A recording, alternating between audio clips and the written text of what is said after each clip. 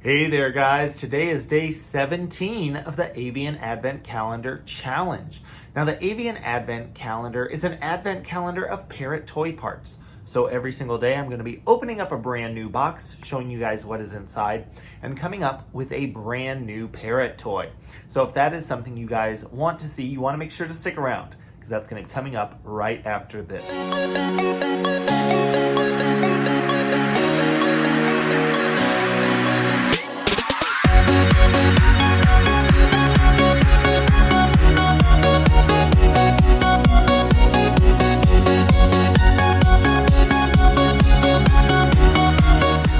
Hey there guys, this is Jack over at Hi Red Bird, where I am tirelessly working to find new ways to make the keeping of exotic animals and pets more exciting, more affordable, and ultimately more enjoyable. And part of how I have been doing that this season is with the Avian Advent Calendar Challenge. Now, the Avian Advent Calendar is a product put together by the Leather Elves. They are a well-known, reputable parrot toy making company. If you guys haven't heard about them, I will put the link in the description section down below. I definitely encourage you guys to check them out. But there's a couple of goals that we have with the Avian Advent Calendar Challenge. Now, the Avian Advent Calendar is an advent calendar of parrot toy parts. So every single day I'm going to be opening up a brand new box, showing you guys what toy parts are inside, and we'll be coming up with a brand new toy to build with those toy parts. Some of those toy parts may be things that you haven't used that often. Maybe they're things you've never used at all. So hopefully learning new ways to work with those interesting toy parts will help you guys be able to provide a little bit more variety for your birds. We're going to be working on a variety of different techniques when it comes to putting our toys together. Because I'm going to tell you guys the honest truth, there are no such things as complicated parrot toys. Rather, there are toys that use a multitude of basic concepts. So by focusing on these basic techniques and then learning how to compile them, eventually you can make what look like very, very complex parrot toys, but it's really just because you have developed your skill set for making those parrot toys. So learning one step at a time. We're going to pay attention to things like safety and maintenance of those toys, making sure that those items stay safe. So even if you didn't get the Avian Advent Calendar, there should be a lot that you can learn in terms of those techniques, managing that safety, in order to provide the best experience for your birds. Now, part of what I like to do is tailor these videos to you guys and your birds. So if you guys have a particular bird, let me know what type of bird you have in the comment section down below. I can tailor these toys, these videos that we're making, come up with new ideas for you guys for your birds, but I can only do that if I know what types of birds you guys have. So with all of that being said, let's go ahead and jump into the toy that we are going to be building today. All right, guys, so for day 17 of the Avian Advent Calendar Challenge, we have some really nice pre-drilled corrugated cardboard pieces.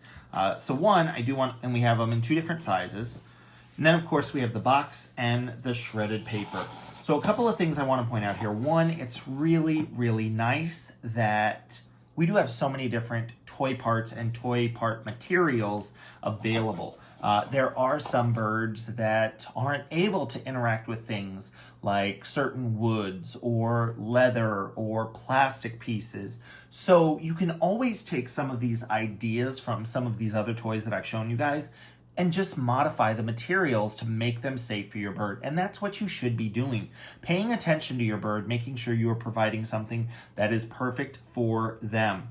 Now, I am actually going to be using all of the parts that come in today's box, and we're actually going to be using some of the other things from before. That's why I've told you guys, don't throw any of these parts away. Things like the shredded paper we can use. The boxes, we can use them. We are going to be needing some leather. Now, I do have some nice long pieces left still, but since we've been building a variety of toys, I do have some smaller offcuts that I want to try to use these first, because this is going to be a great way to use them, because I am going to need some pretty small pieces. Now, I may want to use some other things as well. Things like these wooden discs are going to be really nice items to use. Maybe things like these larger wooden discs, or even these birch pieces. We're going to see where this takes us, but basically we're going to go ahead, take this box, which maybe doesn't look that interesting to your bird.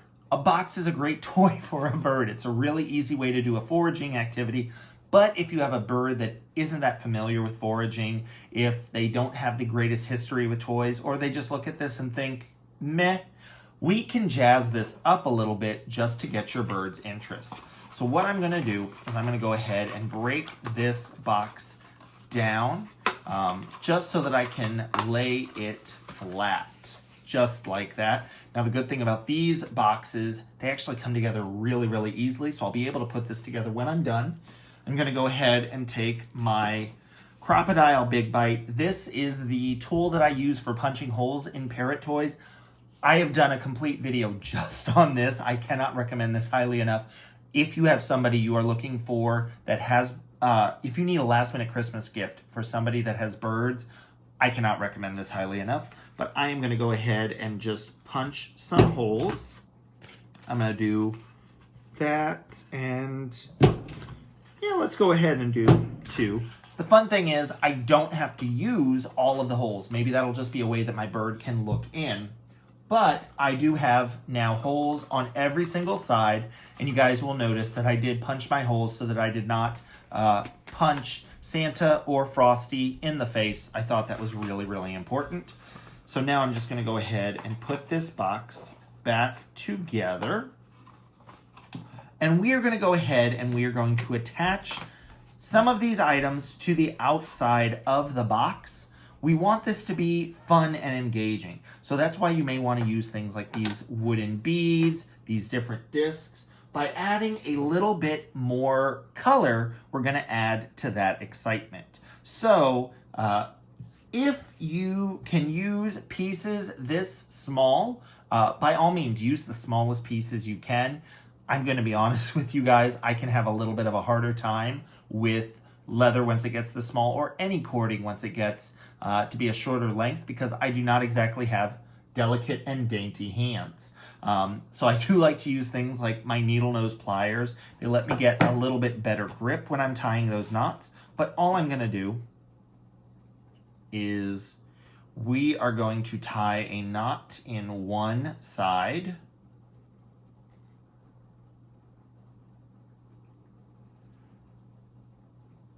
And again, you can see these needle nose pliers really help you get a grip when there isn't that much for you to grip. Now we're really hoping I'm going to be able to make a knot on the other side. But all I'm going to do is I'm going to feed this through from the inside of the box. And if you guys have difficulty pushing that leather through these holes in the box, you could always angle cut it. It'll make it a lot easier to push through. But I'm going to go ahead and get started with this one big corrugated cardboard piece. And then I'm going to tie this knot. I really hope I'm going to be able to make this happen. Of course, there's nothing wrong with it. If I can't make it happen, I can always use another piece. So I will be honest with you guys, I actually did have to cut another piece of leather, and that is fine. Sometimes if you get a different thickness of leather, it doesn't quite have as much bend as you're used to. Sometimes it is the end of the day and your hands are tired and they don't have the same dexterity that they're used to. It's fine. That little piece of leather I can go ahead and save for something else, maybe a foot toy. But I'm going to go ahead and continue to add these items all around. And you can use as many as you want, as many as you think are necessary for your bird. And that's the really fun part about this, that you can tailor this for your bird. I did tell you guys that I wanted to add a little bit more color here. So I'm going to go ahead, I'm going to use, let's do this green disc. Go ahead, tie that down.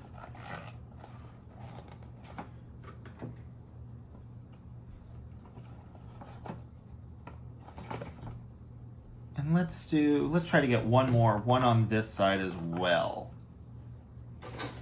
Let me go ahead. I'm going to switch these out. I'm going to do, actually, let's do one more of these cardboard pieces. The really fun thing about these is when we are done with the cardboard pieces, even though that's not going to be colorful on its own, we can take some of this shredded paper and we can hide it in the sides and just use that to position that into place. So even if the items you're adding, maybe it was a piece of this birch that, again, it's a natural color, but if the goal is to add a little bit more color and more excitement, there are still ways that we can use these natural colored pieces to accomplish that. But just keep adding things until you have reached the point that you think your bird is going to be happy with it. Another really fun thing you can do, there is nothing that says you have to do only one piece. You could do one of those on top and then one on the bottom. You can do, what I'm going to do right here is, since I have these two big pieces of cardboard, they're going to be next to each other, or they're going to slightly overlap each other. So I'm just going to use two of those smaller pieces as a spacer, and then you can see that that gives me a lot more movement there. So then I'll just go ahead, tie this knot. And you could literally do this with as many pieces as you have left over. And it doesn't even have to be that fancy a piece. You know, these are really nice corrugated, you know, rounded edges, really well done. But when we were cutting pieces for other toys, for some of the shreddable toys, I mean, we have leftover offcuts of some of these boxes. You could use things like that as well. So I'm just gonna go ahead, I'm gonna fill this with that shredded paper. Now, if I want this to be a foraging toy for my bird, I wanna make sure that they can get something out of it. So I'm gonna go ahead and take a single piece of food, toss that in there. Now, I wanna make this a little bit more exciting on the outside as well. Luckily, I have even more shredded paper. You can go ahead and take these surplus pieces. I'm gonna add this shredded paper just wherever I think it is needed. So I can do it all around these cardboard pieces here. I can do it around this cardboard piece right here. And it is probably going to be messy when your bird interacts with these things. So when you're doing toys that use a lot of shredded paper, plan that around your cage cleaning schedule. If you know you do a detailed clean of your bird's cage every Saturday morning, this might be a great toy to give them on a Friday afternoon, where you can immediately do damage control on the mess they're going to create. Even things like this, that green wooden bead, which is colorful on its own, we can go ahead, we can make that a little bit more exciting. And that's all we're trying to do by adding this shredded paper here. It's giving our birds something else that they can look at, something they can go to explore. Now, if your bird is new to foraging, to enrichment, they may not be willing to completely disassemble this box to get to certain food items. So maybe you want to take a single food item and put it there. Now, as that bird interacts with that, if they even fidget with that a little bit, you guys can see that falls right out. That's just going to encourage them. So just play with the placement of these items. I promise you it is easier to get them to sit in a position when you are not recording yourself as well. There we go. And then that is a really easy way to just jazz up a basic box to get a bird interested in this as a foraging toy. So I certainly hope you guys have liked this idea. If you did, you want to give this video a thumbs up. You want to make sure that you subscribe to the Hi Redbird YouTube channel. That way you don't miss out on any of this fun content. And I look forward to seeing you guys tomorrow for the next day of the Avian Advent Calendar Challenge. I do need to say thank you to my Patreon patrons for helping to make these videos possible. You can find out more by visiting Hi Redbird on Patreon or clicking the link in the description section down below if you would like more information. Thanks!